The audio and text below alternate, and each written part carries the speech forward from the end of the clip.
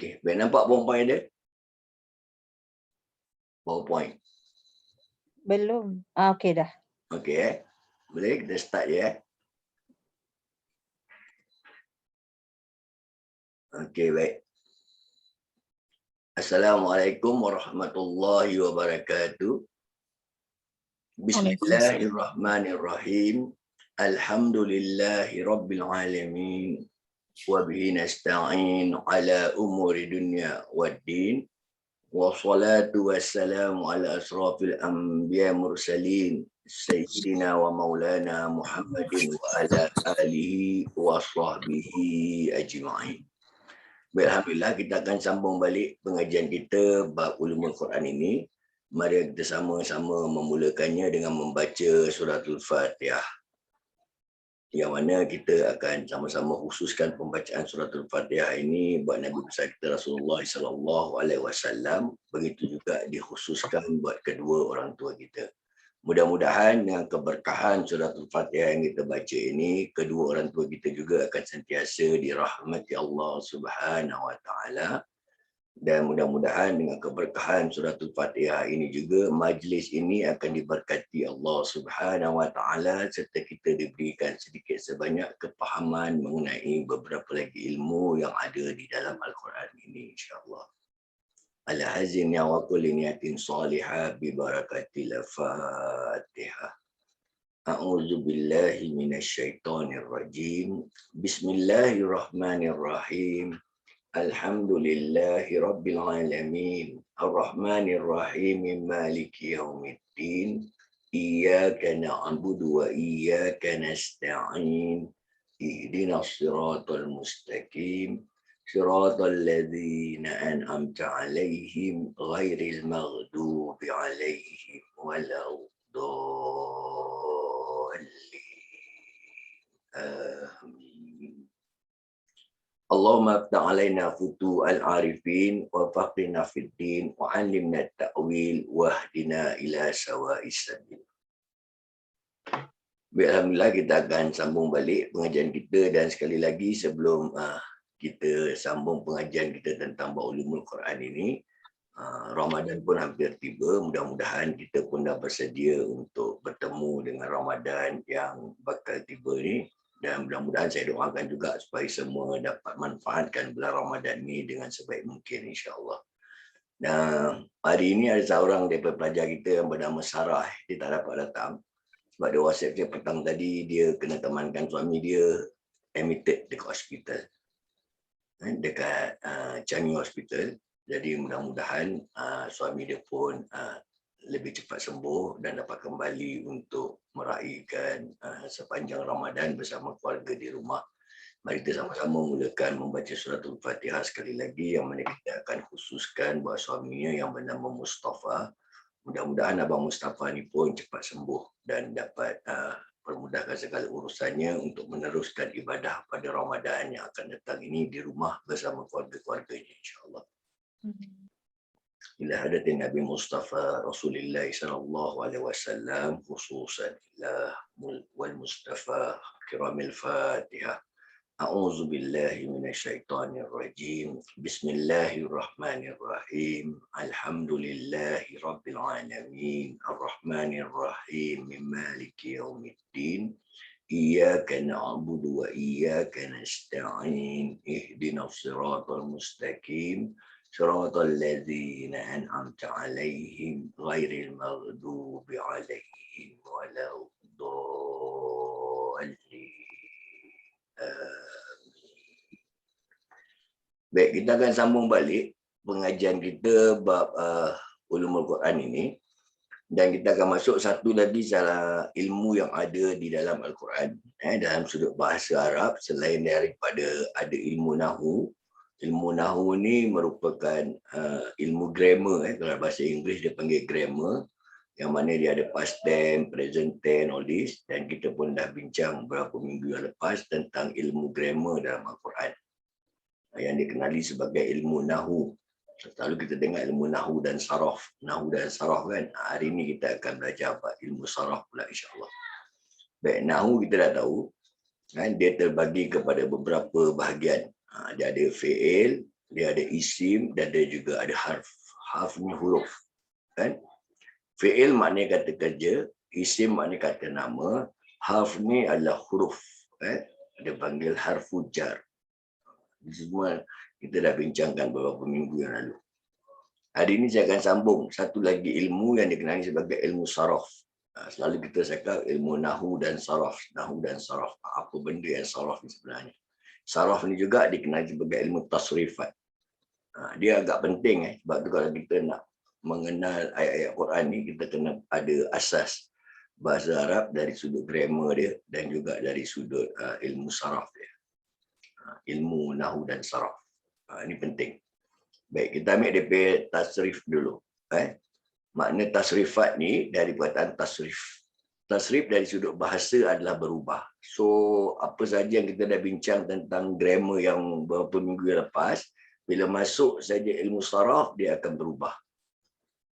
Berubah dari sudut perbahasan dia ataupun daripada sudut pengertian makna dia akan berubah. Okay, kita ambil satu-satu dulu. Dan dari sudut istilah pula, kan, ilmu saraf ni daripada sudut istilah, menurut kalangan para ulama saraf, ini ada satu ulama yang khusus bahagian ilmu nahu dan saraf ni, tasrif, yang kita panggil tasrifat ni, dia daripada perkataan saraf. Tasrif ialah berubah dari fi'il madi, berbentuk asal yang pertama, kepada fi'il mudhari'. Maksud dia, daripada fi'il madi ni, makna madi ni adalah fi'il apa dia panggil past tense. Dia boleh berubah menjadi fi'il mudhari'. Mudhari' ini adalah fi'il yang present tense ataupun future tense. Dan dia juga boleh berubah menjadi masdar. Masdar ni kata-kata sandaran. Boleh jadi isim fa'il. Isim ni kata nama, fa'il ni pelaku dia. Fi'il lain, fa'il lain. Fi'il perbuatan. Kan kata-kata perbuatan tu fi'il. Tapi pelaku, orang yang melakukan perbuatan itu dia panggil fa'il. Nanti dia ada isim maf'ul. Dia ada fi'il ni, ada fi'il amr. Isim makan ni, tempat. Maksud makan ni tempat. Kan? Tempat-tempat ni semua.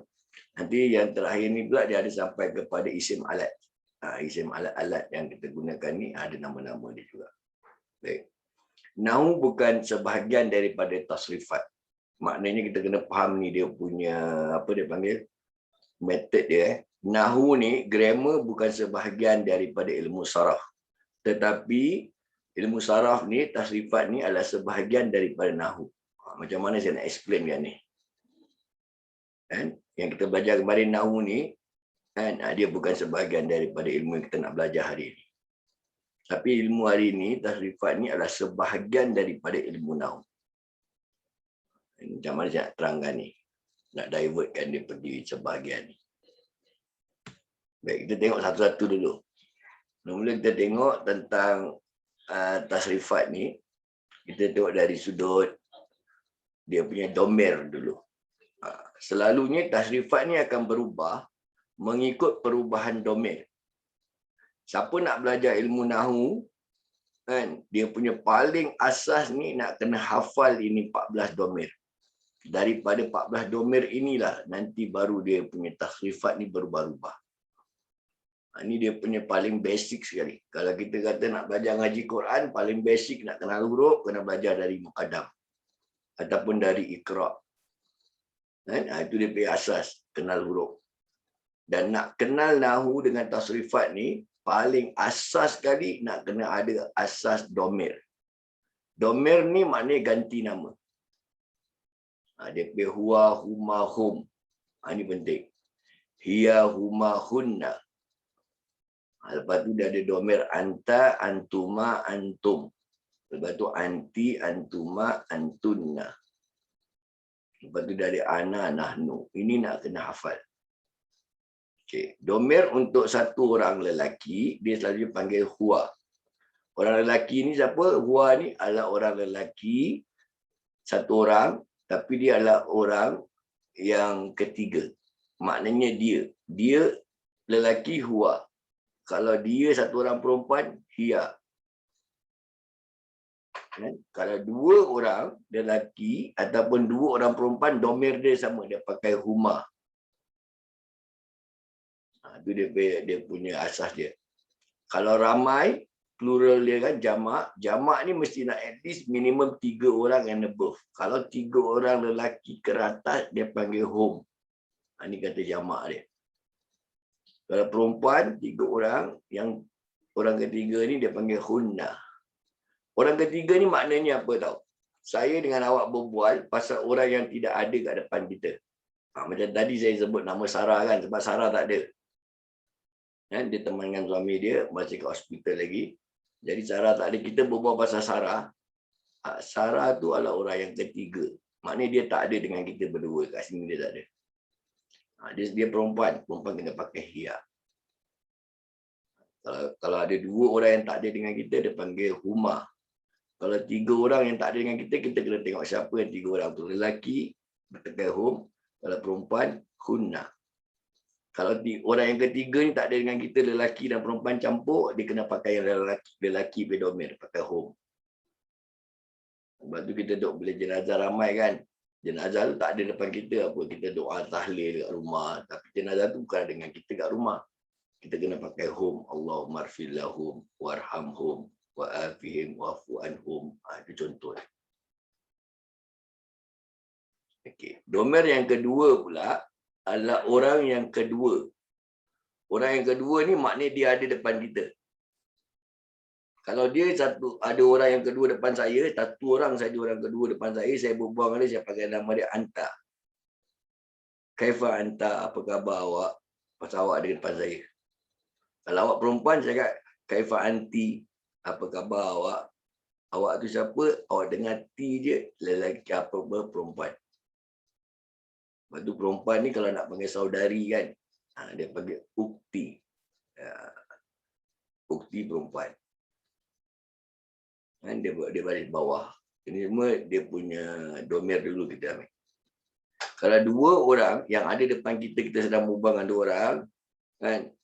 Kaifa antuma, apa khabar awak berdua? Ni kita boleh nampak, orang kedua tu kita nampak. Perempuan pun sama, antuma. Tapi kalau ramai orang lelaki yang kat depan saya nak tanya diorang semua punya khabar ni kan. Saya tanya, kaifa antum, apa khabar kamu semua? Kalau semua orang perempuan, kaifa antunna. Semua yang saya tanya kan orang perempuan. Tapi kalau campur lelaki dan perempuan yang depan saya nak tanya semua pelajar-pelajar contoh yang ada kat depan saya sekarang ni online ni, saya kena gunakan antum. Saya gunakan domain lelaki. Itu orang yang kedua. Antara saya dengan awak, saya boleh nampak awak. Kalau orang ketiga saya tak nampak, dia tak hadir.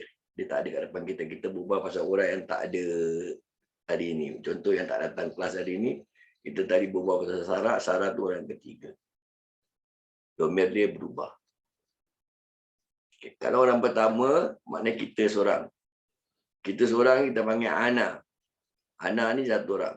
Tapi kalau 2 ataupun ramai, kan, dia panggil orang yang pertama dah berubah pula jadi nahnu. Dia kena gunakan na kat depan. Nahnu. Sebab tu kalau kita baca istighfar kan, nas'aluka Allahumma inna, kalau kita baca doa Allahumma inna as'aluka satu orang, Allahumma inna as'aluka ridhaka wal jannah wa na'udzubika min syakhatika wan nar.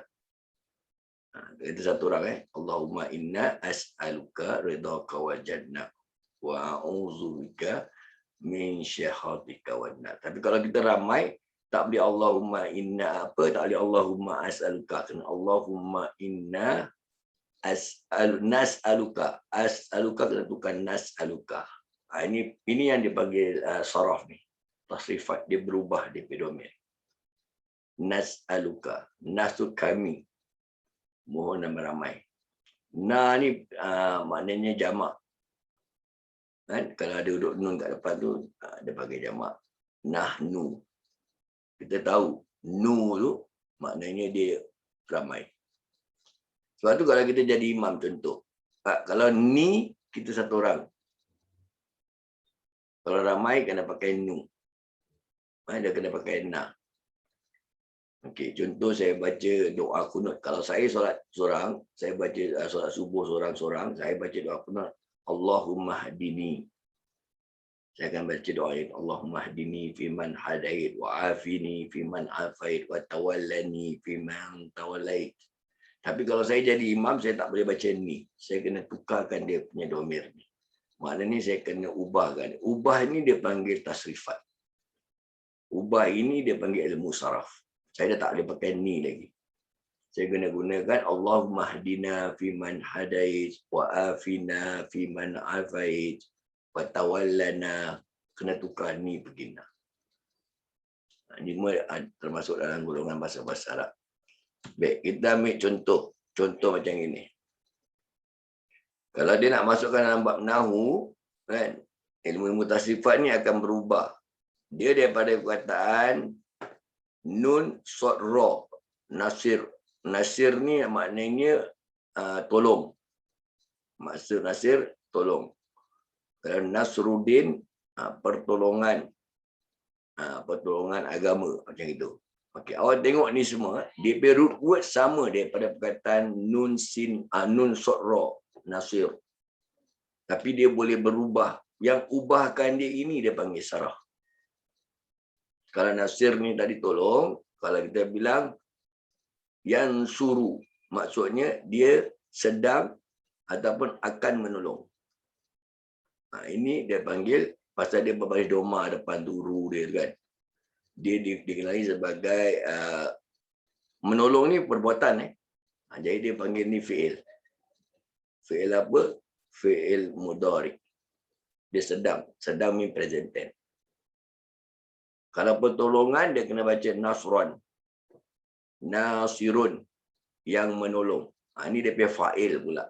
Fa'il dah tak boleh, tak doma satu, dia kena panggil doma time. Ujung dia. Yang menolong pula. Pelaku dia yang menolong siapa? Ini contoh dia. Kalau mansurun, dia jadi yang ditolong. Orang yang kena tolong ni pula, dia berubah. Tadi kita tolong orang, ni orang buat tolong kita. Dia boleh berubah-ubah dia punya wazan. Ni dia panggil wazan. Kalau unsur, harus menolong. Hamzah wasal kat depan un tu, yang alif ni, kira hamzah wasal lah sebenarnya. Itu dikenali sebagai fi'il amr, perintah. Diperintahkan untuk kita harus menolong dia. La yansur, jadi jangan menolong. La tu makna tidak. Tidak ataupun jangan. Macam idgham bila guna. La tu masukkan dengan tidak berdengung. Idgham bila guna. La, ada dekat la, tidak, kan? Ataupun jangan, kan? Jangan apa, jangan guna, jangan berdengung. Itu contoh. Mansurun ni pula tempat menolong. Tempat dia daripada huruf mim ni kat depan, dia berubah. Mim makan. Ni memang pening sikit ni, bab tasrifat ni. Mansurun, jadi dari tadi, mansurun. Ni pun sama kat mansurun ni, dia boleh jadi waktu menolong pun dia boleh. Kena depend on the sentence. Dia boleh jadi tempat dia menolong ataupun waktu. Waktu pun boleh. Kalau dia panggil mim makan, tempat menolong. Kalau lagi satu pula, huruf mim tu boleh berubah menjadi waktu dia tolong. Okey, yang lagi satu ni, min sorun. Min sorun ni alat. Dia jadi mim alat pula. Alat menolong. Kita nak tolong orang pakai apa? Apa alat dia? Ada orang tolong orang pakai duit, ada orang tolong orang pakai barang-barang yang dia bantu ni. Ni semua dia panggil alat-alat yang menolong. Sebab tu mim ni pun banyak pecahan dia. Nanti saya tunjuk contoh-contoh tentang huruf-huruf Quran yang banyak pecahan. Macam huruf mim, huruf ba, huruf lam. Ni semua daripada satu huruf tapi dia boleh berbawa berbagai pengertian dan makna. Dan saya akan bawa juga contoh kenapa perbezaan pendapat mazhab. Imam ni kata, mazhab ni bilang batal wuduk, mazhab bilang tak batal wuduk. Kan? Jadi dia tengok daripada huruf-huruf macam gini, huruf-huruf harfu ni. Daripada huruf mim, daripada huruf ba ke daripada huruf-huruf yang satu huruf tapi boleh bawa makna. Okay. Ini contoh lagi nak tengok orang buat saraf. Nak tengok ilmu saraf ni contoh. Ma'a sama ma'ahu. Ma'ahum. Ma'aka. Ini susah awak nak faham kecuali awak boleh hafal yang domir tadi, yang 14 tadi. Kalau awak boleh hafal yang domir 14 tadi, insya-Allah awak boleh ubahkan benda ni. Awak boleh buat DP saraf. Okey, saya ambil contoh. Ma'a ni maknanya bersama. Tapi kalau dia masuk hu kat depan dia, bersamanya. Nya tu lelaki. Hu lelaki. Kalau ha perempuan, ma'aha. Nanti kat bawah sekali ada ma'aha. Kalau ma'ahum, bersama mereka. Maknanya ramai yang bersama mereka. Ma'aka, satu orang tapi lelaki. Kalau ma'aki perempuan, ki perempuan, ka lelaki. Hu lelaki, nanti ha dia perempuan balik. Saya dah bilang macam contoh, kalau ka ni lelaki, dia ibaratkan he.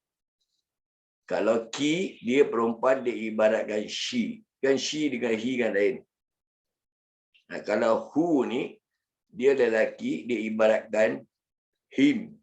Kalau ha, dia perempuan, ibaratkan dia her. Kan ada beza. Her sama him. She sama he. Ini contoh je. Bahasa Arab pun sama. Kalau ma'akum, maknanya mereka tu ramai. Bersama kalian. Kalian ni ramai maknanya. Ma'i. Ma'i ni aku. Dia gunakan ya ni. Bersama aku. Ma'ana. Ramai pula. Bersama kami. Ma'aha. Ha ni pula. Bersama satu orang saja tapi dia perempuan. Itu contoh domir dia. Nampak tak perubahan dia? Saya ambil lagi satu contoh pula ni. An maknanya tentang. Kalau saya taruh anhu, apa makna dia? Anhu. Tentang apa? Hu tu maknanya nya. Tentang nya. Nya tu siapa? Lelaki ke perempuan? Lelaki. Lelaki. Hu lelaki. Kalau anha nanti yang belah bawah sekali, itu baru perempuan. Satu orang perempuan. Satu orang lelaki. Anhu. Kalau anhum, tentang siapa? Ramai ke sikit orang? Hum. Ramai. Ramai. Jadi dia tentang apa? Tentang mereka. Mereka maknanya ramai.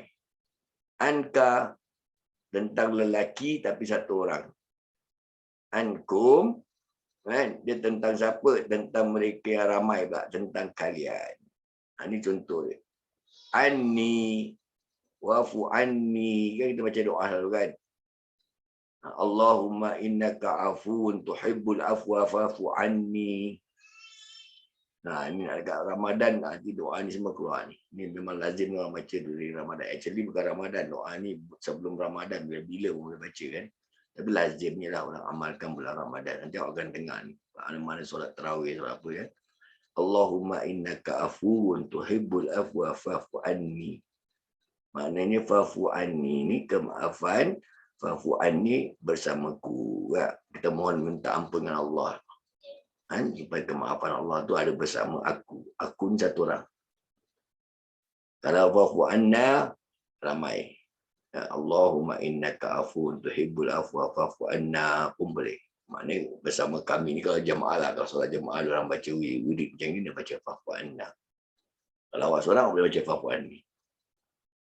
Anha, satu orang tapi untuk perempuan. Tentangnya tapi nya ni maknanya perempuan. Ini dia bercontoh-contoh. Min pun sama. Min ni kalau satu orang ni kan dia min daripada. Dari maknanya dari. Minhu dari. Nya tu siapa? Lelaki. Minhum dari mereka.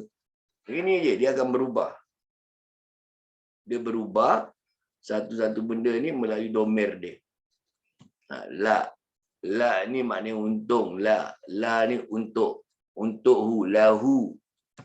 Lahu untuk lelaki satu orang. Lahum untuk mereka. Ini contoh dia perubahan. Sebab tu dia penghujung ni yang home, hu, ha ni semua kan. Kita kena hafal yang tadi 14 domain tu kalau nak belajar bahasa Arab. Itu very important. Itu dia punya very asas.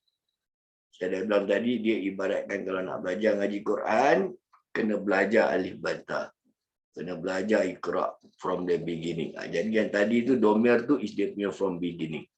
Once you know the beginning of that domain, baru awak boleh ubahkan benda ni. Awak boleh sarafkan dia. Boleh tasrifatkan dia. Bukan mudah jugalah kalau nak belajar bukan bahasa Arab lah. Apa bahasa pun memang payahlah kalau kita tak belajar. Sebab tu kena belajar nanti lama-lama awak nampak. Oh gini baca Al-Quran. Nanti bila awak baca Quran sikit-sikit awak nampak awak dah dapat basic idea. Dia berbuat pasal apa kan. Allah firman pasal siapa. Satu orang ke, dua orang ke, ramai ke. Allah berbual dengan siapa ni. Firman pasal seorang lelaki. Kalau berbual dengan seorang perempuan macam dalam Al-Quran ada surah Maryam. Maryam ni perempuan kan. Jadi Allah gunakan minka. Apa minki. Ki ni perempuan. Ini kaedah dia nak tengok dulu. Jadi saya nak awak nampak depan picture ni. Bila seseorang ulama nak faham sesuatu ayat Al-Quran, dia kena faham benda ni dulu. Kalau tak faham benda ini, dia tak boleh i'rabkan ayat. Nanti saya akan masuk juga ilmu i'rab. Contoh-contoh dia. Lepas tu bukan mudah nak jadi ulama. Jadi kalau kita tak ada ilmu nak ikut macam mana, kita ikut je lah apa kaedah yang ulama gunakan lebih selamat. Daripada kita ikut apa yang kita rasa, baik kita ikut apa yang ulama rasa. Sebab ulama tu memang ahli dia. Kepakaran dia. Dia memang mahir dalam bidang ilmu-ilmu ni semua. Dan kita ikut dia lah. Itu yang penting ni. Dalam menuntut ilmu ni, yang penting kita ikut pendapat jumhur ulama. Kalau boleh ijma'. Ijma' maknanya semua ulama sepakat. Itu kita kena ikut. Kita got no choice. Tapi kalau ada choice, sama ada jumhur. Jumhur maknanya majority. Tak? Awak nak ikut majority ke, awak nak ikut minority. Pun boleh. Tak ada masalah. Cuma kalau awak tanya saya, secara peribadi saya akan cakap saya akan ikut pada jumhur ulama. Yang mana majoriti itu saya akan ikut. Lebih selamat. 10 orang ulama berbincang untuk sesuatu hukum yang ada dalam Al-Quran. 8 kata okey, 2 orang kata tak okey. Baik saya ikut yang 8 dia pendapat. Ini cara kaedah kita nak ambil ilmu. Tapi di masa yang sama, walaupun kita ambil yang 8, lagi 2 tu dia minoriti kan. 8 dia kira majoriti jumhur ulama. Yang lagi 2 tu bukan jumhur. Jumhur sikit, jumhur ramai. Yang lagi 2 tu sikit dia kira minoriti. Okey. Awak nak ambil yang majoriti silakan. Tapi di masa yang sama jangan salahkan yang minoriti. Sebab yang minoriti tu walaupun dia hanya 2 orang. Dalam 10 tu dia cuma 2 saja. Dia pun ulama juga. Walaupun dia tak ramai. Tapi dia ulama juga. So kita nak ikut yang majoriti, silakan jangan salahkan yang minoriti. Kalau nak ikut yang minoriti pun boleh silakan. Tapi jangan salahkan yang majoriti. Selalunya punca permasalahan bila kita mula menyalahkan orang lain. Ini jadi punca dia. Sebenarnya boleh nak ikut majoriti, boleh nak ikut minoriti, boleh tengok pada keadaan individu. Sebab kita semua individu tak sama. Kan? Keadaan tempat kita pun kadang-kadang berbeza. Budaya, sosio budaya orang Melayu dengan orang-orang Cina tapi beragama Islam pun berbeza. Orang-orang India, dia bangsa dia India tapi agama Islam. Diorang punya budaya kat negeri India. So kita kena apply yang mana sesuai dengan konteks kehidupan seharian kita, itu lebih penting. Tapi kalau dia nak buat macam itu, okeylah. Ada ulama kata macam itu, silakan. Mungkin ulama tu ulama daripada Timur Tengah contoh. Mungkin dia sesuai untuk orang-orang Islam yang tinggal di kawasan Timur Tengah. Budaya, sosio budaya mereka macam gini keadaan dia. Okey, biarkan, silakan. Dia tak boleh salahkan kita. Kita pun ada kaedah kita sendiri. Kita pun jangan salahkan dia. Sebab tu dalam pengamalan agama kita ni, yang kita amalkan di Singapura, kita kena ikut konteks yang bersesuaian dengan masyarakat Melayu Islam di Singapura. Itu lebih selamat. Jangan nak bawa benda yang baru, lain dari yang lain. Mungkin benda tu sesuai untuk kat negeri-negeri seperti Timur Tengah. Okey, biarkan dia gunakan kaedah tu. Kita gunakan kaedah yang sesuai untuk negeri kita kat Singapura ni. Itu cara dia. Kan? Baik. Yang ni pula dia pakai kesimpulan tentang ilmu nahwu dulu. Kita dah belajar berapa minggu lepas. Ini dia pakai kesimpulan dia. Ilmu-ilmu nahwu ni, dia pakai saraf ni. Kan? Nahwu dengan saraf kan berbeza. Ambil yang bahasa Arab dia dulu. Jenis kata bahasa Arab. Dari sudut ilmu nahwu ni, dia ada fi'il, isim sama huruf. Fi'il kata kerja, isim kata nama, dan huruf ni dia punya sendi kata. Yang kita belajar minggu lepas tentang dia punya sendi kata ataupun kata sendi. Yang important, yang huruf ni saya bilang, kalau nak wakaf, boleh wakaf kat mana-mana kalau nafas tak ada. Tapi nak sambung awak tengok dia punya sendi kata ataupun kata sendi dia dekat mana, kat situ awak sambung. Kalau berhenti kat sini, sebelah ada dia punya sendi kata, awak sambung sebelah je. Kalau tak ada kat sebelah, awak kena gostan sikit cari. Banyak ada dalam Quran, ada banyak sendi kata. Itu cara nak belajar. Membaca Quran dan nak memahami agama Islam ni. Memahami bagaimana ulama keluarkan hukum dalam Al-Quran. Kalau kita berhenti bukan pada tempat dia, sebelah dia pula tak ada sendi kata, kita sambung je kat situ. Dia boleh menjadi makna tu boleh berubah makna. Itu kita tak nak. Hanya kita kena faham bahasa Arab ni dulu. Saya ada bilang tak tentang contoh dalam bahasa orang putih kemarin. Saya bilang kalau saya cakap, awak dengar baik-baik dia punya wording. Saya berhenti penghujung dia. Saya bilang, woman without her man is nothing. Woman without her man is nothing. Siapa yang nothing? Woman ke man? Ini contoh bahasa orang putih dulu. Woman without her man is nothing. Maknanya, orang perempuan ni memerlukan lelaki. Kalau tak ada lelaki, dia nothing lah. Dia tak ada gunanya kalau tak ada lelaki. Jadi siapa yang tak ada guna? Perempuan. Woman without her man is nothing. Tapi kalau kita baca Quran ni, ada tempat-tempat wakaf yang kita wakafkan, ada tempat yang kita saktarkan, semua kan, makna dia nanti boleh berubah daripada sudut pemahaman. Contoh tadi, woman without her man is nothing, maknanya woman is nothing kalau tak ada man. Ada man baru dia something ataupun dia somebody macam itu. Kalau tak ada dia nothing. Tapi kalau saya mula gunakan kaedah wakaf, tidak ni tempat wakaf dengan tempat nak sambung ni, contoh macam ni. Woman without her man is nothing. Jadi lain tau makna dia. Kalau saya baca macam ni, woman, saya pause kejap. Without her man is nothing. Dah jadi man pula yang nothing. Jadi struktur bahasa ni dia boleh berubah makna tu.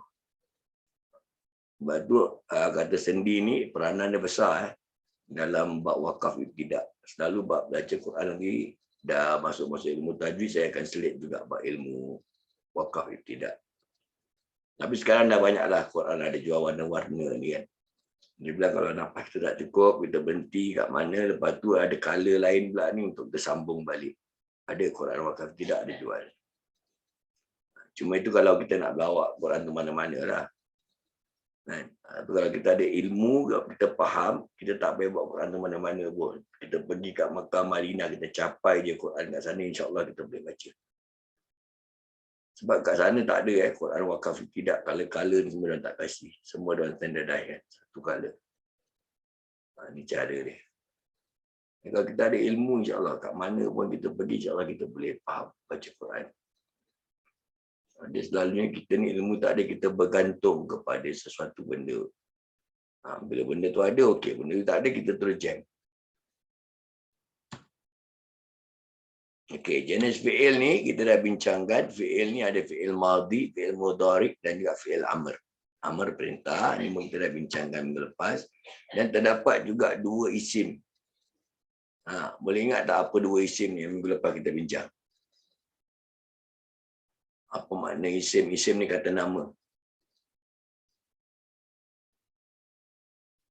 Siapa boleh ingat kata nama ada dua? Tadi fi'il kata kerja ada 3 bahagian kan. Ini minggu lepas kita ada bincang ni tentang kata nama ni terbagi kepada 2. Satu lelaki kan, berdasarkan jenis ataupun perempuan, dan satu dia berdasarkan bilangan. Ini pecahan 2 dia. Nanti daripada jenis ni dia ada muzakkar, dia ada muannas. Ini dia punya apa dia panggil feminin sama maskulin. Lelaki dan perempuan. Dan lelaki dan perempuan pun ada pecahan dia. Dia ada yang manusia yang berakal pun dia ada feminin maskulin. Dia ada benda yang tak berakal ni, benda non living thing, dia pun ada feminin maskulin. Dia ada haiwan. Haiwan pun bukan kategori yang berakal kan. Ada pun ada feminin dan maskulin juga. Ini dia panggil bab muzakkar muannas ni. Okay, terdapat juga bilangan. Bilangan ni berdasarkan tentang mufrad, musanna dan jamak. Mufrad maknanya singular ataupun satu. Kalau musanna ni maknanya 2. 2 ataupun dual in English kan. Kalau 3 and above, dia panggil jamak. Jamak maknanya ramai. Ataupun dalam bahasa orang putih kita panggil plural. Kan ada belajar singular, plural lah. Ini dia plural. Okey, harfu ni pula. Nah, huruf harf. Harfu ni, harf maknanya huruf. Dia daripada huruf. Harfu yang mengandungi makna. Ada huruf-huruf Al-Quran, dia satu huruf dia dah boleh ada makna. Ada nak kena ada 2 huruf baru ada makna. Ada nak kena 3 huruf baru dia ada makna. Nah, okey.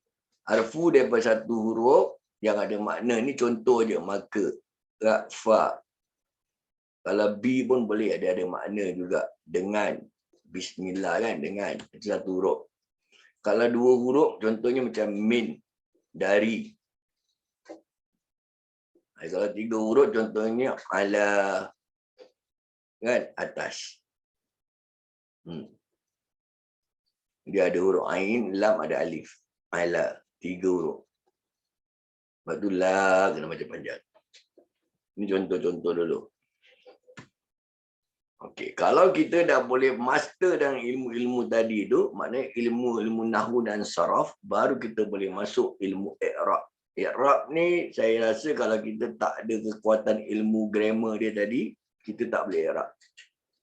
I'rab ni tugas-tugas para ulama yang ada dia punya keahlian dia. Dia orang berbidang, memang bidang grammar. Dalam bahasa Arab, dia orang memang champion.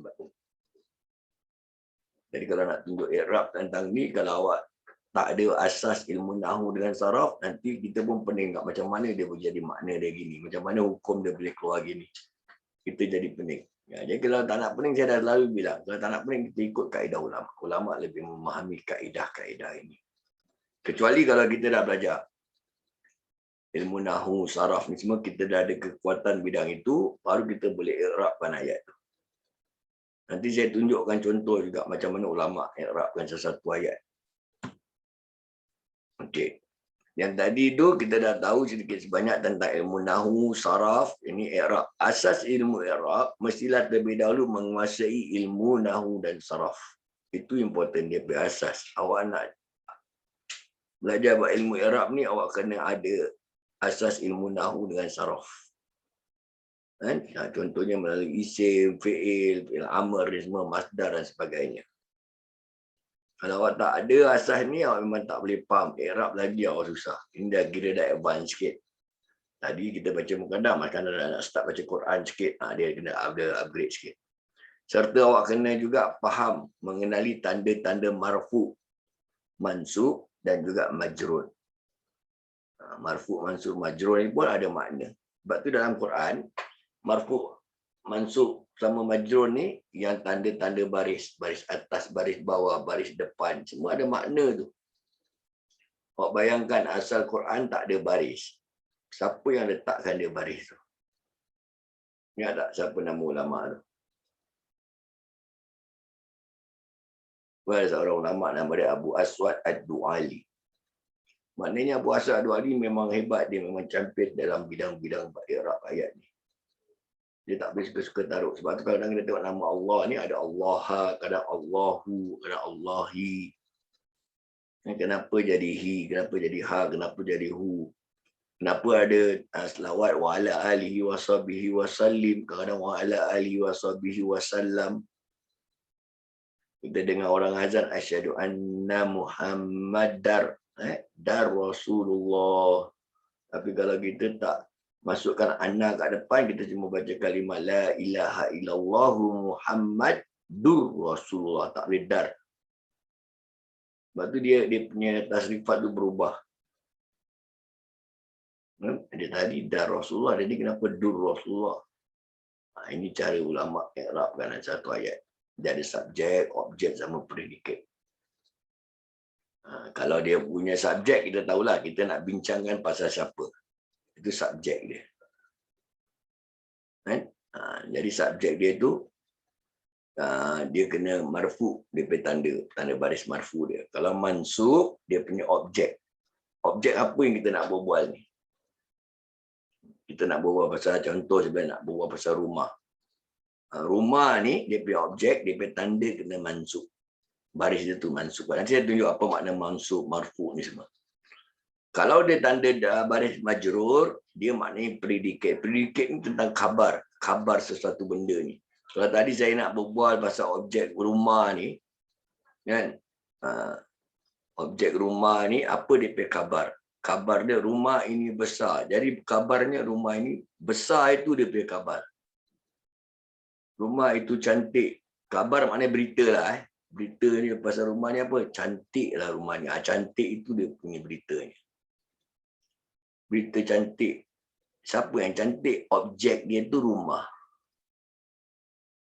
Ini contoh dalam bahasa Arab. Banyak dalam bahasa Quran ni memang ni semua important tanda baris ni. Sebab tu kita tak boleh baca salah baris. Kena latihkan baca Quran ni. Kadang-kadang tak perasan kan. Kita baca wallahu, kita baca wallaha. Dia terlepas pandang. Sebab tu pentingnya baca Quran ni jangan sampai tersilap. Hu dengan ha nanti makna dia berbeza. Kita nak berbual pasal berita tentang Allah ni, khabar tentang Allah ke, ataupun Allah ni sebagai subjek perbincangan kita, ataupun Allah ni adalah objek yang kita bincangkan. Lepas tu nanti baru kita nampak kaedah seterusnya pula. Ini dalam bahasa Inggeris. Ini English punya grammar dia lah. Subjek, objek and predicate. Subjek dulu adalah subjek yang melibatkan nouns. That refer to the person, things or a place. Itu cuma subjek dia. Tapi kalau objek dia pula also function as noun dan juga pronouns. Ini nak kena faham bahasa Inggeris. Sebab saya nak try translate dalam bahasa Melayu pun susah. Bahasa Melayu dia susah juga. Saya nak cari tentang kalimah-kalimah nouns, verbs. Ini semua susah juga. Jadi saya ambil bahasa ni orang putih bagi contoh. Sebab dari sudut bahasa orang Melayu pun tak banyak kekuatan tentang kosakata dia berbanding dengan orang putih. Lepas tu lagi mudah saya kaitkan orang putih punya kosakata dengan bahasa Arab. Okey, yang ni pula dia punya objek. Dia punya nouns dia kat mana ni? The boys threw egg contohnya, dia buang telur contoh. Dia punya nouns dia atau pronouns dia ni, nouns atau pronouns dia ni, objek dia adalah telur yang dia buang. Nanti saya tunjuk baris-baris objek, baris-baris predikat ni semua. Kalau predikat is a verb. Verb yang explain what the subject does or is doing. Now, in other words, the predicate follows the subject and explain an action which is done by the object. Macam the lion roar. Roar tu dia punya predikat. Lion tu singa kan. Kenapa singa tu, khabar singa tu, berita pasal singa tu sedang mengaum. Ini contoh dia. Nanti saya ambil contoh bahasa Melayu juga. Dia sikit-sikit je. Sebab ini benda dia saya dah bilang, dia ada satu kursus yang spesifik lah benda ni. Semua tentang English lah. Subjek versus predicate, objek versus apa, subjek versus objek. Ini kita nak kena faham dulu dalam bahasa orang putih ni tu. Nanti baru nampak dia berkait dengan bahasa Arab, dia kosakata pun ada juga benda-benda ini. Okey, berbalik kepada domir yang 14 tadi tu, saya bilang kena hafal ni kan. Baru kita boleh i'rab ayat tu. Ini nak cari i'rab ayat. Okey. Yang tadi saya bilang marfu', mansub, majrur tu, ini makna dia. Kalau marfu', baris dia mesti nak bertanda dhammah. Ataupun dhammatain. Maknanya tanda dua depan. Kalau mansub, tadi kita berbual pasal mansub kan. Mansub tu dia nak baris dua atas ataupun satu atas. Dia panggil fathah. Kalau baris bawah kat ujung dia, dia panggil kasrah ataupun kasratain. Itu dia panggil majrur. Nampak tak? Beza yang tadi objek, subjek, predikat ni, dia berkait dengan baris-baris kat atas. Lepas tu kalau kita baca Muhammadun, kadang-kadang Muhammadan, kadang-kadang Muhammadin. So kena depend on the whole sentence baru kita boleh nampak benda ni. Okay, ni saya ambil contoh. Kalau contoh kita nak i'rab ayat majrul ni tanda apa? Baris bawah. Tak kira satu bawah ataupun dua bawah. Kasrah ataupun kasratain. Maknanya baris bawah hujung dia kasrah ataupun kasratain. Predikat ni tentang baitu Muhammad. Maknanya dia boleh jadi pemilik ataupun dia punya apa nak cakap khabarnya. Baitu rumah Muhammad. Rumah tu, kenapa dengan rumah tu? Kabarnya adalah rumahnya Muhammad. So Muhammad yang mempunyai rumah tu. Kalau objek dia pula kena baris atas, dia panggil mansub. Objek dia Ra'ai Muhammad, tak boleh din lagi, Muhammadan.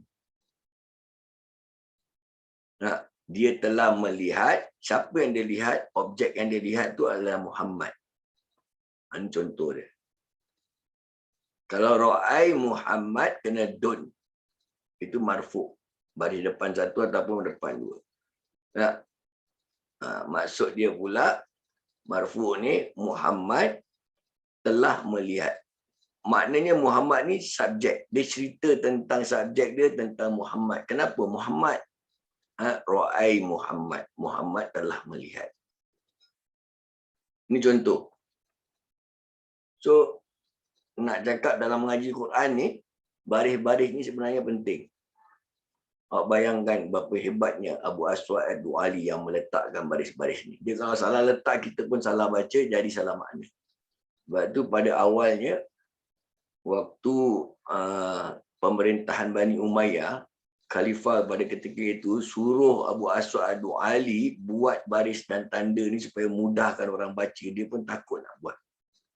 Sebab apa dia takut? Kalau dia tersalah baris, kita pun akan baca tersalah makna. Itu yang dia takut. Kalau dia buat betul, okeylah, kita baca betul, dia dapat pahala. Kalau tak betul, bukan sembarang orang boleh buat benda ni. Asal dia tak ada baris. Tapi dia yang buat baris. Ingat tak sejarah penurunan Al-Quran, penulisan Al-Quran? Tak ada baris kan asal dia. Ni dia ambil lagi. Nak i'rab. Ni nak i'rab ayat. Nak kenal apa dia punya mesej dalam Al-Quran dan sebagainya tak? Okay, yang ni kalau saya ambil tentang dia punya apa tanda-tanda majrul ni semua kan. Okey, kita tengok ni contoh nama Allah dengan nama Muhammad dia. Kita ambil dua contoh. La ilaha illallah. Tiada Tuhan melainkan Allah. Allah tu kena baris hu sebab dia marfu. Marfu ni maknanya apa? Subjek. Tiada Tuhan melainkan Allah. The subject is talking about Allah. We are talking about Allah, the subject. That's why Allah kena baris depan. Baris dhammah. Yang ini pula Allah berbaris fathah. Baris atas. Dia panggil mansub. Nampak tak ada pekesa yang saya tunjuk ni? Boleh nampak cursor dia? Di mari nampak dia punya arrow ni? Nampak nak Ustaz? Nampak Nampak. Okey, yang nombor 2 ni dia mansub ni, innallah tak boleh hu lagi. Innallaha ala kulli syai'in qadir. Dia kena baris atas, kena mansubkan dia. Mansub maknanya baris atas satu atau dua. Fathah atau fathatain. Sebab dia ceritakan tentang innallah ni sesungguhnya Allah ala kulli syai'in qadir. Maksudnya Allah ni adalah dia punya objek. Objek tentang ke atas kulli syai'in qadir ni tadi. Ini cara dia nak membezakan ayat dia. Kalau yang majrur ni pemilik dia ataupun berita khabar dia ni Muhammadur, sebab tu Muhammadur Rasulullah, dia tak boleh Muhammadar. Sebab depan dia tak ada anna. Yang majrur ni dia kena dur. Tapi kalau azan ada dar, sebab azan ada sebut kalimah anna. Asyhadu anna Muhammadar Rasulullah. Yang ni Muhammadur Rasulullah. Dan maknanya dia ni dimiliki khabar dia, berita dia. Muhammadur Rasulullah. Muhammad itu adalah pesuruh Allah. Kenapa dengan Muhammad ni? Dan kabarnya dia adalah pesuruh Allah. Awak kalau sebut salah baris, nanti boleh jadi kabarnya Allah itu pesuruh Muhammad. Sebab tu bahaya dia kat situ. Siapa Tuhan ni? Muhammad ke Allah yang Tuhan? Jadi kita kena faham bahasa ni. Kita ambil lagi satu contoh nama Muhammad. Muhammad Dur Rasulullah. Dia kena bariskan depan. Marfu, maksud depan ni ada domah marfu. Muhammadur Rasulullah. Okey, apa makna Muhammad Rasulullah? Muhammad adalah pesuruh Allah. Okey, sama juga marfu ni subjek tentang Muhammad. Subjek dia we are talking about Muhammad. What happened to Muhammad? Muhammad adalah pesuruh Allah. So Muhammad tu kena baris depan. Kalau kita baca kalimah syahadat kan, asyhadu anna Muhammadar Rasulullah. Ada perkataan anna ni kat depan. Asyhadu anna Muhammadar Rasul. Tak boleh dur lagi. Sebab dia punya objek baris atas. Apa makna objek dia? Sesungguhnya Nabi Muhammad ini adalah pesuruh Allah. Muhammadar Rasulullah. Pesuruh Allah. Jadi dia punya objek yang jadi pesuruh Allah ni adalah Muhammad. Kalau awak salah baris dia, dia boleh jadi Allah pesuruh Muhammad. Jadi terbalik pula. Cuma main peranan lah makna nak cakap tanda baris ini main peranan. Sebab tu kita baca, kalau Allahumma salli ala Muhammad. Kita berselawat ke atas Nabi Muhammad, kena Muhammadin. Baris bawah. Allahumma salli, kita ni berselawat ke atas siapa? Khabar yang kita selawat ni ke atas Nabi Muhammad. Kita sedang berselawat ke atas Nabi Muhammad. Allahumma salli ala Muhammad wa ala ali Muhammad. Kena din, kena baris bawah. Ini peranan baris dalam baca Quran ni banyaklah. Kita tak boleh ikut suka kita je nak baca baris atas, baris bawah. Lepas tu ulama-ulama dah buatkan dah. Okay. Ni kita buat latihan i'rab bahasa Arab. Kalau saya tulis bahasa Arab, nak i'rab agak-agak boleh i'rab tak? Boleh faham tak bahasa Arab ni?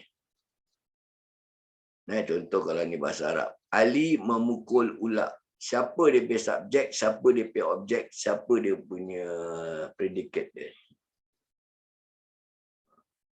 Jadi kita kena faham bab ni dulu, baru kita boleh faham bab bahasa Arab. Ni saya ambil contoh. Subjek dia we are talking about Ali. Kabarnya si Ali ni predicate. Jadi maknanya kena baris kasrah baris bawah. Ali kena baris depan. Kabarnya Ali sedang memukul. Dia pukul apa? Objek yang dia pukul tu kena baris fathah. Ular tu adalah objek yang dia pukul. Kalau awak salah letak baris, dia boleh jadi ular memukul Ali. Nampak tak? Jadi subjek dia pula kalau ular letak baris doma, kan? Ali dia pula letak baris fathah. Maka dia punya bacaan pun berubah, makna dia pun berubah, dia jadi ular yang pukul Ali. Bukan Ali pukul ular. Sebab tu kadang-kadang bila pengajian Quran ni penting untuk bertalaki. Ada guru semak ataupun kita bertadarus bulan Ramadan nanti, cari ada sparring partner baca kat rumah kan, cari. Kalau ada, suruh diorang semak. Satu orang baca, satu orang semak. Satu orang baca, satu orang semak. Sebab kalau kita seorang-seorang, kita tak perasan kita buat silap sebenarnya. Okey, contoh kedua pula, rumah putih melambangkan kesucian, keikhlasan. Itu rumah dia, rumah dia warna putih. Dia melambangkan kesucian dan keikhlasan. Okey. Contoh tiga ni pula. Kereta itu kepunyaan Ahmad. Okey, saya ambil contoh nombor 2. Rumah putih, kesucian dan keikhlasan. Dekat mana dia punya subjek, kat mana dia punya predikat, kat mana dia punya objek. Siapa boleh ceritakan ni? Subjek dia is about what? Predikat dia yang mana satu? Kesucian dan keikhlasan dia tu dia punya apa? Dia punya predikat. Kabarnya, kan, beritanya adalah suci dan ikhlas. Yang rumah putih is the subject. We are talking about the rumah putih. Nampak tak cara nak i'rabkan bahasa Melayu ke bahasa Arab? Samalah dia. Baris dia semua main peranan. Kereta itu kepunyaan Ahmad. Kereta tu, kan, dia punya subjek. We are talking about the car. We are talking about the car. Dan dia punya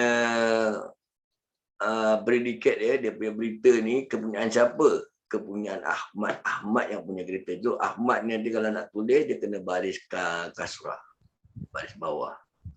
Kereta tu dia punya subjek tu baris doma. Ini cara dia. Contoh nak tunjukkan senang. Punya cara nak i'rab bahasa Melayu.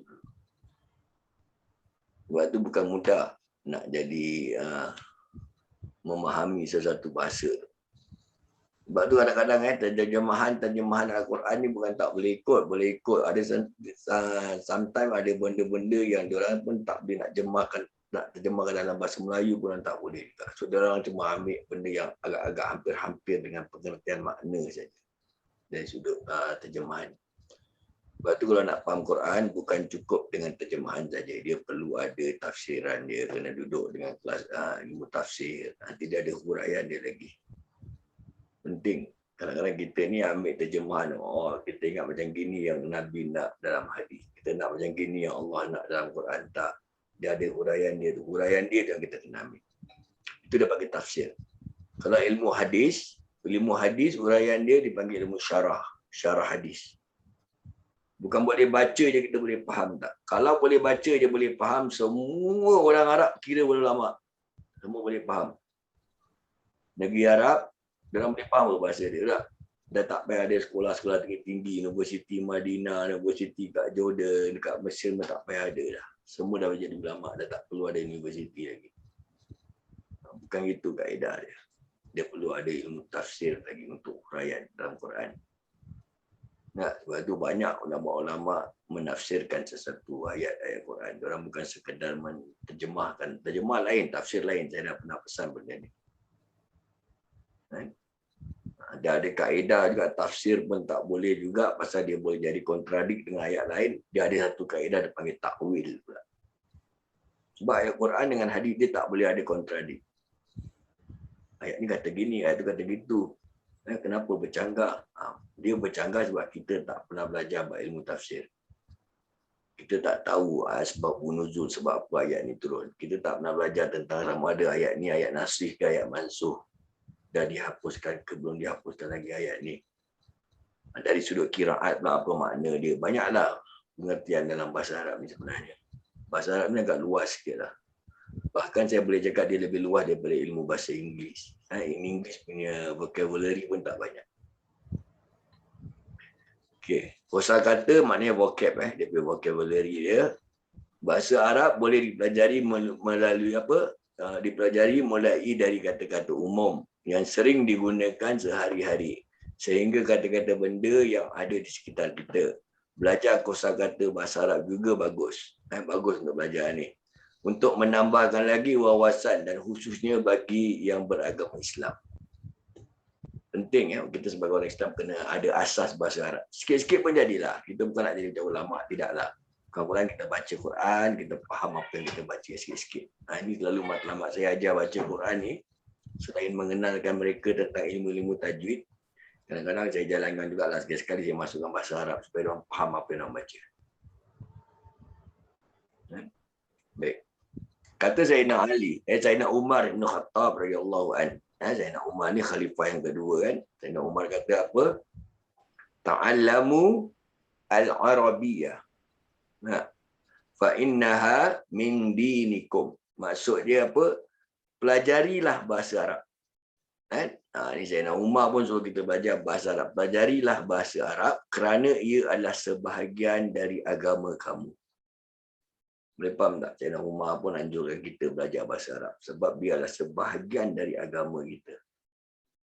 Quran dalam bahasa Arab, hadis dalam bahasa Arab. Macam mana kita nak faham kalau kita baca, belajar bahasa Arab pun tak nak. Kita jangan ambil remeh tentang bahasa Arab ni. Bahasa Arab inilah bahasa yang diucapkan oleh Rasulullah SAW. Bahasa Arab inilah yang Allah turunkan wahyu melalui bahasa Arab. Bahasa Arab inilah dalam hadis mengatakan adalah bahasa dekat syurga kita besok nanti. Kita kat dunia tak faham bahasa Arab, dekat akhirat kalau masuk syurga kita automatik boleh faham bahasa Arab. Allah akan beri kita kefahaman, jangan risau. Cuma itu kat akhirat, sekarang kat dunia ni pun kita kena belajar pasal kita nak mengamalkan isi kandungan Al-Quran dan hadis, tapi kita tak faham bahasa Arab. Alhamdulillah kita hari ini dah lebih mudah. Ada ulama-ulama yang membukukan tafsir, membukukan syarah-syarah hadis. Kalau ilmu tafsir Quran banyak ulama dah ada dah. Yang mensyarahkan hadis pun dah banyak. Bahkan setiap ulama-ulama perawi hadis ni dia ada yang mensyarahkannya, yang menafsirkannya. Dia ada bidang-bidang dia, spesialis dia. Contoh seperti hadis Imam Bukhari. Awaknya awak baca je hadis awak boleh faham tak? Tak semudah itu. Sebab itu ada seorang ulama nama dia Ibnu Hajar Asqalani. Dia dalam kitab dia yang bernama Fathul Bari, dia mensyarahkan hadis Imam Bukhari. Dia huraikan macam dia tafsirkan. Kenapa dia buat macam itu? Dia nak fahamkan kita sebenarnya. Sebab kita tak boleh faham tanpa ada syarah. Macam Al-Quran, kita tak boleh faham kalau tak ada dia punya tafsir. Sekedar terjemahan aja itu tak boleh lagi. Belum boleh cukup syarat dia lagi untuk nak faham mana yang itu. Kalau tafsir Quran ataupun syarah Al-Quran, hadis, syarah hadis daripada hadis-hadis Imam Muslim, jangan awak baca je hadis ni Imam Muslim, hadis ni sahih ni, awak boleh faham tak? Nak kena belajar syarah dia. Kalau Imam Muslim, yang syarahkan dia pula namanya Imam An-Nawawi rahimahullah. Dalam kitab-kitab Imam Nawawi yang dikenali sebagai Riyadatus Shalihin. Orang rumah ada kitab-kitab ni. Nanti Ibnu Majah pun sama, dia ada yang mensyarahkan hadis dia. Abu Daud ada, Imam At-Tirmizi ada yang mensyarahkan hadis dia. Dia buat huraian hadis dia. Bukan semudah yang kita sangka kan. Ni kita boleh faham ada kitab terjemahan, tak, bukan itu. Sebab itu ulama akan berbeza pendapat tentang memahami sesuatu kaedah hukum. Sebab mereka lihat dari berbagai sudut. Kita cuma tahu satu sudut je. Diorang ada berbagai sudut dalam lihat agama Islam. Semua kalau saya suruh Arabkan ayat ni, Bismillahirrahmanirrahim. Ini ayat yang normal lah, kita selalu biasa. Kalau daripada awal dia tak ada baris, macam mana orang nak baca baris dia? Bismillah ke Bismillah? Ataupun Bismallah? Itulah. Semua main peranan ni. Nak letak dia punya i'rab ayat. Sebab tu dia ada nukat i'jam sama nukat i'rab. Ingat tak? Masa sejarah penulisan Al-Quran. Macam mana kaedah Abu Aswad Ali buat. Nukat i'jam ni maknanya tanda titik bagi sesuatu huruf. Pada asalnya tak ada titik dalam bahasa Osmani. Yang nukat ijab ni meletakkan titik, nukat i'rab ni yang meletakkan baris. Boleh recall balik tak? Ini dah lama kita belajar bab sejarah penulisan Rasam Osmani, dah ada dah benda ni. Boleh recall balik tak jemari? Ini dah lama bahasa subjek ni. Saya rasa pada peringkat awal belajar sejarah penulisan saya dah terangkan benda ni. Lupa Ustaz. Penting ni, penting. Dia ada nukat i'rab, nukat ijam. Lepas tu ulama-ulama yang menulis nukat ni pun terbagi dua. Nah, satu yang bahagian timur, satu bahagian barat. Dia panggil apa? Yang ulama-ulama Magharibah sama ulama-ulama Masyriqah. Magharibah ni Maghrib. Maghrib maknanya sebelah barat. Kawasan apa? Kawasan Morocco. Sebab tu Morocco ni dikenali sebagai Maghribi. Di sebelah barat.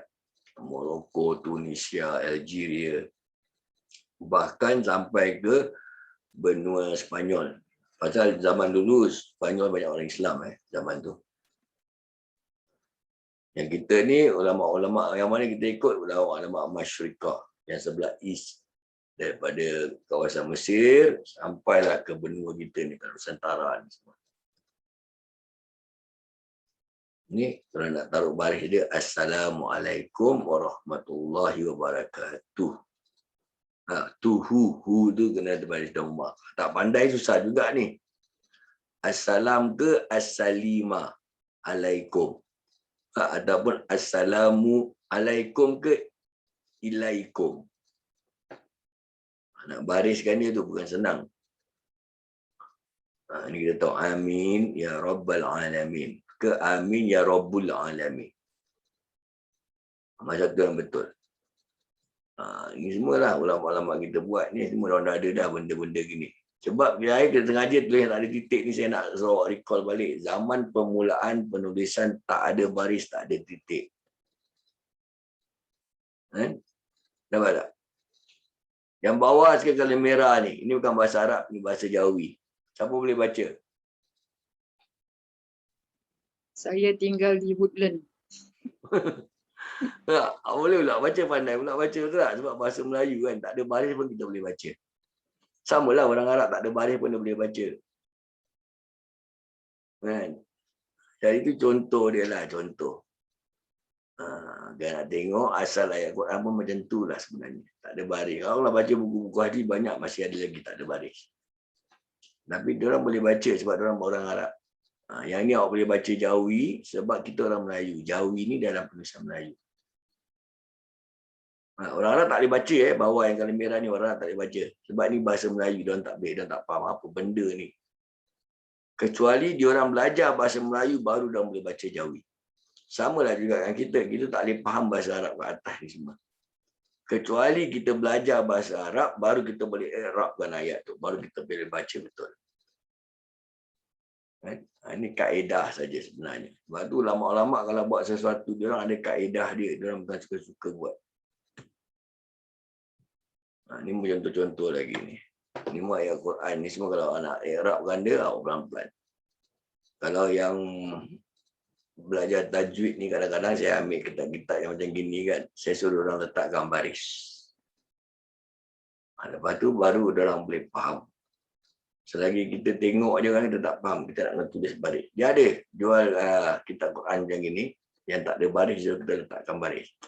Tak nak banyak lah, kalau saya suruh awak tulis ayat macam gini pun nak letakkan baris pun kadang-kadang kita tak tahu nak baca ni. Kalau kita tak kasih ayat yang dah hafal je lah senang. Kalau saya suruh awak hafal, semua orang hafal surah Fatihah. Kalau suruh tulis agak boleh tak tulis surah Fatihah? Surah Fatihah panjang, tulis surah Al-Ikhlas. Semua orang hafal apa? Qul huwallahu ahad, Allahu samad. Ibu boleh tulis agak-agak. Allahu samad, Allahu ahad. Ahad tu huruf dal ujung dia baris atas ke bawah ke domah. Baris depan. Ni hadis. Pun sama hadis tak ada ni. Boleh baca tak hadis kalau macam gini. Okay, yang atas ni kalau hijau dulu. Atas ni ayat Quran. Wa aqimus solat wa atuz zakah wa raka'u ma'ar raki'in. Maksud dia kalau hijau atas ni wa aqi dan a tu hamzah. Hamzah tu kata perintah.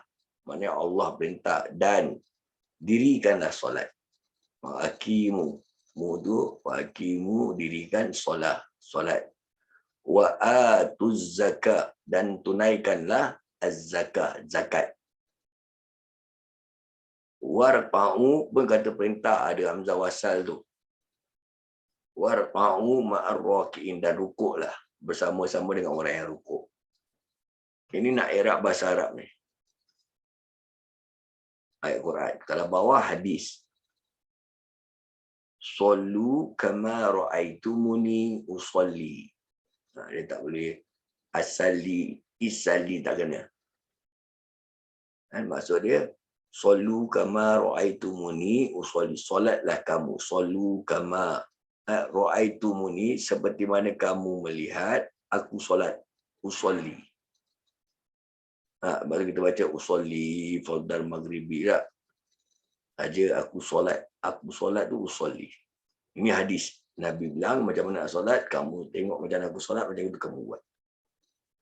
Tapi kita solat ni selama ni kita tak nampak pun Nabi. Sebab tu pentingnya ulama. Tak boleh kata kita, oh tak, kita cuma ikut Quran dan hadis saja. Bila kita jumpa Nabi, bila kita belajar dengan Nabi tu lah. Ini yang pentingnya ulama. Kita ambil kaedah sumber hukum melalui kaedah para ulama. Ulama-ulama ni dia adalah dia punya sanad-sanad susul galur dia. Dia ambil dengan guru dia ambil dengan guru dia. Nanti dia akan melalui sampai kepada para sahabat. Kalau sahabat memang betul, dia orang belajar direct dengan Nabi. Selain daripada sahabat pun tak jumpa Nabi. Bahkan tabi'in pun tak jumpa Nabi. Imam-imam 4 mazhab semua tak jumpa Nabi. Sama ada Imam Hanafi, Hambali, Maliki, Syafi'i tak jumpa. Tapi guru mereka jumpa sahabat. Dan sahabat jumpa Nabi. Itu cara kita ambil. Daripada susul galur sanad dia. Sebab tu kalau semua dah boleh baca Quran dengan baik, kalau boleh cuba cari guru yang bersanad, ambil sanad. Ngaji baca dengan bersanad. Penting sanad ni. Jadi kita dapat pastikan yang kita baca ni mengikut cara kaedah yang macam mana Nabi baca. Orang pelihara daripada sanad tu.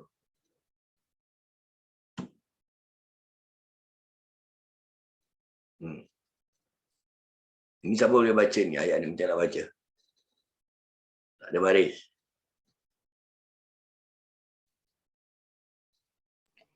Iqra bismi rabbikal ladzi khalaq. Ni semua yang saya sedang kan iqra. Itu kata perintah lah. Hamzah wasal tu maknanya bacalah. Dia bukan kata baca. Bacalah. Maknanya Allah perintah kita bacalah. Ini dia bagi fi'il amr.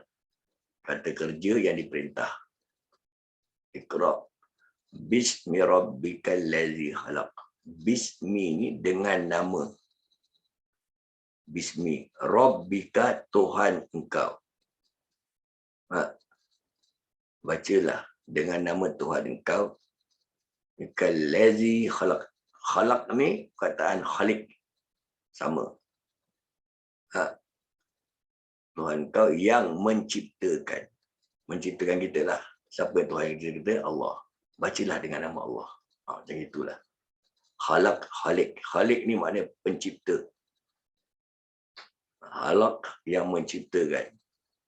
Jadi Allah antara dia punya sifat-sifat dia adalah al-khaliq. Khaliq ni dia yang menciptakan. Segala sesuatu Allah yang ciptakan. Termasuk diri kita sendiri pun Allah yang ciptakan. Ini pentingnya belajar bahasa Arab sikit-sikit. Khaliq, khalaq. Lagi satu kalau tambah satu hamzah wasal kat depan jadi akhlak. Akhlak ni apa? Akhlak ni dia macam adab. Tapi akhlak lebih kepada pembentukan adab orang-orang Islam. Sebab dia berkait dengan perkataan khaliq ni. Allah cipta manusia supaya berakhlak. Kalau beradab, semua agama ada adab. Agama Islam ada adab sendiri, nanti orang-orang Kristian pun ada, orang Cina pun dia ada adab, semua beradab. Tapi berakhlak, bukan semua boleh dapat akhlak yang baik. Akhlak dengan adab lain. Dia daripada adab ni baru melahirkan akhlak yang baik. Ini contoh dia. Sebab tu kalau nak belajar mana-mana agama, mana-mana guru pun nak kena jaga kita punya adab. Bila kita dapat kontrol, jaga adab kita dengan baik, insya-Allah akan lahir akhlak kita yang baik. Bila akhlak kita lahir dengan baik, barulah ilmu yang kita belajar tu menjadi ilmu yang diberkati Allah Subhanahu Wa Taala. Dia jadi ilmu yang barakah. Lepas tu, adab ni, kalau kita nak tengok pada ulama-ulama dulu, mereka lebih utamakan belajar akhlak ni, beradab ni dulu. Dalam lebih utamakan beradab baru dalam belajar ilmu agama. Sebab daripada adab, diorang tahu diorang akan jadi berakhlak yang baik. Dari situ baru diorang nak belajar agama supaya ilmu dia tu jadi ilmu yang berkat. Kadang-kadang kita belajar ilmu agama macam-macam, kita belajar kat sana, kat sini, tapi tak jaga adab. Jadi kita tak jaga adab, kita tak ada akhlak. Bila tak ada akhlak, ilmu kita belajar ni dia masuk, dia keluar macam gitu. Pimai-pimai tangtu. Tak membawa apa manfaat. Rugilah penat masa terbuang gitu aja. Ini kaedah dia. Ulama dulu seperti Sufyan Al-Thawri. Sufyan Al-Thawri ni dia kata dia belajar ilmu adab selama 30 tahun sebelum dia belajar ilmu agama. Maknanya lama dah 30 tahun dia belajar. Tengok macam mana kehebatan ulama-ulama dulu. Barulah ilmu dia ni ilmu yang diberkati Allah Subhanahu Wa Taala. Imam Malik, mak dia pertama kali hantar dia pergi belajar agama ni dengan guru dia. Mak dia pesan dengan dia belajar adab dengan guru kau dulu. Tengok cara macam mana dia ke adab, belajar adab dengan dia. Sebelum kau ambil ilmu agama dia, kau ambil ilmu adab tu. Penting. Ilmu seperti adab-adab ni, kalau nak ibaratkan dengan ilmu agama, kata ulama-ulama salafus soleh ni apa tau? Ilmu adab dengan ilmu agama ni umpamakan seperti menguli tepung dengan garam. Maksudnya apa? Tepung itu sebagai adab dan ilmu agama itu sebagai garam. Maknanya garam dengan tepung mana lagi banyak? Mestilah garam tu sikit, tepung yang banyak. Kalau dah banyak garam, jadi rosaklah tepung tu. Masin nak jadi dia kan. Itu pentingnya. Ilmu adab ni biar lebih. Ilmu agama kita kurang tak apa. Sebab dia kalau kita banyak ilmu, tapi kita tak beradab, ilmu kita tak membawa apa-apa manfaat pada kita. Dia tak ada keberkahan dia. Dia akan sia-sia je. Rugi. Sebab tu biar kita ni kurang ilmu, biar kita ni ilmu tak tinggi, tapi adab kita tu yang penting. Itulah yang Allah pandang sebenarnya dari sudut adab, bukan sudut ilmu. Beradab ni penting. Yang ni pun sama juga, hadis juga. Saya boleh baca hadis ni. Kalau kita tak faham hadis ni, kita tak tahu nak i'rabkan dia. Jamalia, how you recite this hadis? Yang mana Bawah sekali. Roh, ya, ro, kap, min. lama. Ikabi ikubi apa ya? Khairakum min ta'lim al-Quran wa al Hadis ni popular ni. wa apa dia? Mana pula? Wa lama. Susah juga kan kalau kita tak faham bahasa. Okay, hadis ni hadis Imam Muslim. Maksud dia apa tahu bacaan dia? Khairukum man ta'lamal Quran wa 'allam. Dia bermaksud khairukum ni dia pakai khair. Khair ni baik. Kan? Kadang-kadang tanya, orang tanya awak kan, kaifa anta, kaifa anti lah kalau perempuan, kaifa anti. Kan? Ana bi khair. Saya ni baik. Kan? Baik maknanya saya sihat lah. Alhamdulillah saya sihat. Alhamdulillah ana bi khair pun boleh. Khair ni baik. Jadi hadis ni bermaksud sebaik-baik kamu. Kamu tu kom. Kom tu kamu. Maksud dia kata jamak. Kan? Sebaik-baik kamu min ta'alamal Quran. Sebaik-baik kamu yang min tu menjadi yang ta'alamal yang mempelajari kan, yang mengetahui yang daripada ilmu tu. Yang mempelajari Al-Quran wa 'alamahu dan mengamalkannya. ataupun mengajarkannya. Ada tafsir sebagai mengajar, ada mengamalkannya. Boleh. Mengamalkan, mengajarkan sama je lah. Daripada alama, alim. Hu tu nya. Ini hadis. Jadi sebaik-baik mereka yang mempelajari Al-Quran ada mereka yang mengamalkan. Apa yang dia baca tu dia amalkan. Ataupun hadis ni boleh diterjemahkan sebagai sebaik-baik kamu yang mempelajari Al-Quran adalah mereka yang mengajarkannya. Itu orang yang paling baik. Jangan kita dah ada ilmu, dah pandai baca, kita diam, tak nak ajar orang. Tak boleh juga. Ilmu tu tak berkembang, tak bawa apa-apa manfaat pada kita. Ajar. Mak saya bukan ustaz, saya tak ada IRS. Tak payah ajar kat masjid. Ajar kat rumah, anak, cucu. Kan? Keluarga terdekat, ajar. Mak saya tak pandai, tak. Saya baru ikra, setakat kenal alif bata. Tak apa, alif bata pun ajar pada yang terus tak kenal alif bata, ajar dia. Penting baca Quran ni untuk mengajar pada orang lain. Ini cara dia Arab dah. Actually saya tak nak banyak bincang pasal Arab sebab no point nanti semua kepeningan nanti kalau nak berbual pasal Arab. Yang kita belajar Quran yang lafazan kan, ini sebenarnya dia Arab kan ayat ni. Macam gini berbentuk. Kan? Okey, ini saya nak ambil contoh lagi bagus supaya awak lebih mudah faham. Contoh i'rab para fuqaha. Maksud para fuqaha ni ulama-ulama yang khusus dalam bidang dalam bidang hukum fiqh. Hukum fiqh. Ulama-ulama ni dia kalau dalam bidang fiqh kan, macam imam-imam mazhab ni, dia punya kepakaran kan, bidang-bidang mazhab ni dia panggil spesialis dia fuqaha. Kalau yang kepakaran dalam spesialis bidang hadis dia panggil muhaddisin. Kalau yang spesialis bidang Quran, menafsir Quran dia panggil mufassirin. Dia ada gelaran-gelaran dia lah. Kalau yang spesialis bidang pengamal ilmu tasawuf ni dia panggil ahli sufi. Okey, ini kita tengok dak bab wuduk je, satu je contoh saya ambil. Bab wuduk. Ini ayat dia cerita tentang bab wuduk, surah Al-Maidah ayat ke-6. Daripada ayat ni nanti ulama akan keluarkan hukum. Pertama tengok biru'usikum ni. Nampak huruf ba dia tu. Ba tu saja yang membuat makna dia pun nanti berbeza pendapat. Satu huruf je ba saja. Ru'usikum orang tahu. Ba tu aja yang dia boleh jadi gini, boleh jadi gitu. Lagi nombor 2, ada kiraat baca wa arjulakum, ada kiraat baca wa arjulikum. Lakum lain makna, likum lain makna. Sebab kita nak kena ingat, pada awalnya Quran ni tulis tak ada baris. Tak ada titik. So dia boleh jadi lakum, dia jadi likum. Pun boleh jadi makna berbeza juga pengertiannya.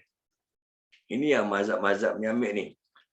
Wa aula mastumun nisa. La kita baca 2 rakaat. Ada kiraat baca wa aula mastumun nisa. La dia baca 1 rakaat. Sebab situ tak pakai alif biasa kan. Dia pakai alif anjariah. Ada kiraat baca pendek. Macam maliki yaumiddin. Ada kiraat baca maliki yaumiddin. Sebab dia pakai alif anjariah. Dia tak pakai alif biasa, alif kecil. Semua ada sebab tu. Untuk kiraat lain baca gini, kiraat lain baca gitu. Ada berkait dengan kiraat dari sudut bahasa pun berbeza. Okay. Saya ambil contoh ni. Lagi satu bi wujuhikum. Bi ni pun sama juga. Huruf ba ni membawa makna yang berbeza. Okay. Yang tadi dia bilang apa tadi? Maksud dia kan, tangan kamu, dia bilang ni bab wuduk di bab wuduk. Dia bilang basuhkan tangan kamu meliputi siku. Sampai tu tangan sampai siku. Okey, semua agree, semua ulama agree, semua mazhab. Tapi yang bila kat sini tahu, huruf ba tu biru'usikum tu sama wa arjulakum julikum ni tadi saya bilang perbezaan dia kan. Yang ini kalau kita punya mazhab ni kita fahamkan dia sebagai usaplah kepala kamu dan basuhlah kedua kaki kamu meliputi buku lali. Okey, dia kata usap. Usap ni macam cuci lah. Kita cuci kepala kita panggil usap ataupun basuhlah kepala kamu. Tapi masalah dia basuh dia macam mana? Ini perbincangan ulama-ulama yang fuqaha tadi. Kata Imam Hanafi, maksud basuh tu seluruh kepala kena. Tapi kata Imam Syafi'i bukan. Sebahagian daripada anak rambut kita yang sebelah atas dahi ni, separuh sebahagian dia maknanya sekurang-kurangnya 3 helai anak rambut. Bermula daripada kulit kepala. Tak boleh kat ujung rambut saja, kat jambul-jambul dia tak boleh. Mesti nak bermula daripada kulit kepala. Ini cara dia. Okay, lagi satu nanti saya akan bincang tentang sentuh perempuan ni. Ingat? Dan salah seorang dari kamu datang dari tempat buang air, kan dia bersentuh perempuan. Sedang kamu tidak mendapat air yang berwuduk, maka hendaklah kamu bertayamum. Baik, kalau kita dah sentuh perempuan, tak ada air, kita nak berwuduk, kita kena bertayamum. Maknanya sentuh perempuan tu batal. Wuduk. Ini kaedah Imam Syafi'i. Tapi kata Imam Mazhab Hanafi, yang dikatakan sentuh perempuan maknanya bersetubuh baru batal. Kalau tersentuh kulit tak batal. Hanafi kata tak batal. Imam Syafi'i kata sentuh yang dimasukkan sentuh kulit. Tapi kalau Imam Maliki pula kata sentuh boleh. Tapi sentuh dengan tanpa syahwat. Kalau sentuh dengan bersyahwat, batal. Ini kaedah, kaedah ulama'-ulama'. Nanti saya try ambil satu-satu juga. Semua ni berpunca daripada huruf ba saja sebenarnya. Huruf ba ni, dia punya tafsiran ni dah berbeza. Ini baru satu huruf saja ni. Yang memberikan kesan pada ilmu tafsir. Huruf ba saja. Yang dari ayat ke-6 tadi, wamsahu biru'usikum. Yang jadi beza dia ni, sapulah sebahagian dari kepala kamu. Ini mazhab Imam Syafi'i punya pendapat. Sebahagian maknanya sebahagian rambut. Sebab Imam Hanafi Hanafi kata biru'usikum ni bukan sebahagian. Sapulah dengan kepala kamu kan. Maknanya basuhlah kepala kamu. Bi ni maknanya dengan kan. Tapi dengan ni boleh jadi sebahagian. Sebab tu Imam Hanafi seluruh kepala dia basahkan. Okay, saya ambil satu lagi ni. B ni pasal dia nak cerita pasal B ni. Okey, contohnya yang paling masyhur ialah hukum mengusap kepala dalam bab berwuduk di antara kitab mazhab Imam Syafi'i dan Imam Ahmad bin Hanbal Ahmad bin Hanbal ni maknanya Imam mazhab Hanbali. Wamsahu biru'usikum. Okey, huruf ba dia. Cara diorang mengenalkan huruf ba ni yang bermaksud usaplah, maknanya sebahagian. Tapi yang Hanafi pun ada dalil. Hanafi pun ada dalil juga. Biru usikum ni. Okey. Cuma kita kena faham tadi, mazhab Imam Syafi'i ni berpendapat, ni dia ijtihad, bahawa harfu jar, huruf ba ni harfu jar, mana kita boleh sambung kat mana-mana huruf ba juga. Kalau dah berhenti nak sambung boleh. Pada perkataan bi tu, sebelum kata ru'us tadi, bi ru'us, kepala kan, itu bermakna al-tab'id. B tu huruf ba tabi'in. Maksud ba tabi'in ni apa benda pula? Nanti saya pecahkan juga ba tabi'in. Iaitu menunjukkan makna sebahagian. Kerana memang salah satu daripada sekian banyak B ni, makna B ni, ia ialah li al-tabi'in. B ni banyak makna huruf ba ni.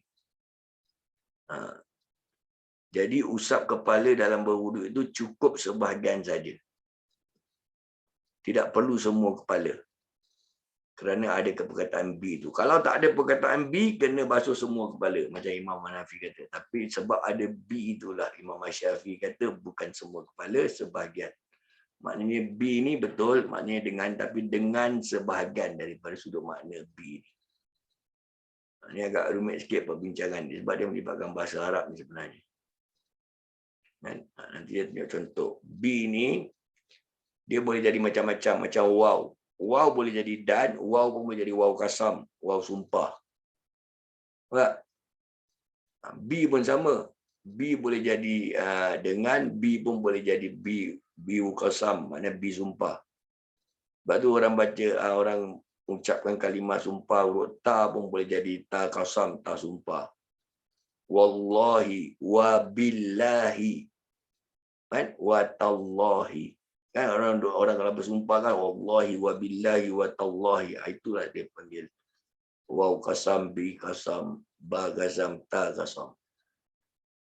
Mari kita baca wal asr, bukan dan masa, demi masa. Demi itu sumpahlah. Ini kaedah-kaedah dia. Okey, baru kita tengok cara dia ambil surah Al-Maidah ni. Tadi ayat 6 kan, dia gunakan ba tabi'id ni tadi. Wahai orang yang beriman, apabila hendak solat, maka basuhlah mukamu dan tanganmu sampai dengan siku dan usaplah sebahagian daripada kepalamu. Yang ini basuh sebahagian daripada kakimu sampai kedua buku lali. Baik. Dalam surah Al-Insan, kan, perkataan bi ni juga digunakan pada biha ni. Ainain yasrabu biha ibadullahi yufajjirunaha tafjira. Maksud dia iaitu sebuah mata air di sungai yang daripadanya hamba-hamba Allah minum, yang mereka dapat mengalirkan dengan sebaik-baiknya. Kan? Hambanya ni, hamba Allah minum ni, hambanya kan. Maksudnya sebahagian. B ni dengannya ni, daripadanya ni, maknanya sebahagian saja yang dapat minum air sungai. Bukan semua. Kenapa sebahagian? Sebab bukan semua orang masuk dalam syurga. Hamba-hamba Allah ada masuk syurga, ada masuk neraka. Kan ni cerita pasal tentang air yang mengalir dalam sungai dekat syurga tu. Ada yang buat gambaran air tu bagaikan air susu, air madu, macam-macam lah dikiaskan. Tapi yang penting, ayat ni mengatakan bukan semua hamba Allah yang dapat minum air dalam syurga tu. Air sungai yang dalam syurga tu bukan semua dapat. Sebahagian. Sebahagian maknanya orang yang berjaya yang masuk syurga tu dapat. Siapa yang tak berjaya kat dunia ni masuk neraka, dia tak dapat. Ini huruf ba yang saya bilang tadi, sebahagian tu. Okey, ini pecahan-pecahan ba dia. Ba ni boleh jadi ba al-iqsa, boleh jadi ba tadiyah, banyaklah pecahan ba. Ini saya ambil ba aja ni, belum ambil yang lain-lain lagi ni. Dia ada boleh, ini ada belasan. Tak salah saya 14 ada ni. Saya cuma nak ambil yang berkait dengan ba tadi. Ba sebahagian tu. Ini dia masuk nombor 14. Ba taukid yang bukan nombor 14. Ni yang paling last lah, ba 14. Ba tabi'id tadi nombor 11. Jadi yang surah tadi, ba yang kita masukkan tadi, ba yang nombor 11 ni tabi'id. Okey, ini contoh. Makna dengan memegang atau bergantung. Ini contoh Ayat Quran ni, surah Al-Baqarah. Dekat mana dia ba dia? Yang kat bi'asokar. Bi'asokar ni. Ini maknanya dengan memegang. Maksud memegang ni apa dia bilang? Dan ingatlah ketika Musa memohon air untuk kaumnya, lalu kami berfirman, pukullah batu itu dengan tongkatmu. Maknanya Nabi Musa pegang tongkat dia. Itu dengan dia tu bermakna pegang. Ini satu contoh. Contoh yang lain ni tabi'id ni, dia akan menghilangkan ataupun melenyapkan pun pakai ba juga. Dekat mana yang babisam ihim. Bisam ihim. B ni maksud dia dia melenyapkan. Maksud dia apa? Hampir-hampir kilat itu menyambar penglihatan mereka. Setiap kali kilat itu menyinari mereka. Mereka berjalan di bawah sinar itu, dan bila gelap menimpa mereka, berhentilah. Maka Allah menghendaki dengan cahaya dia melenyapkan. Itu yang maksud B tu melenyapkan.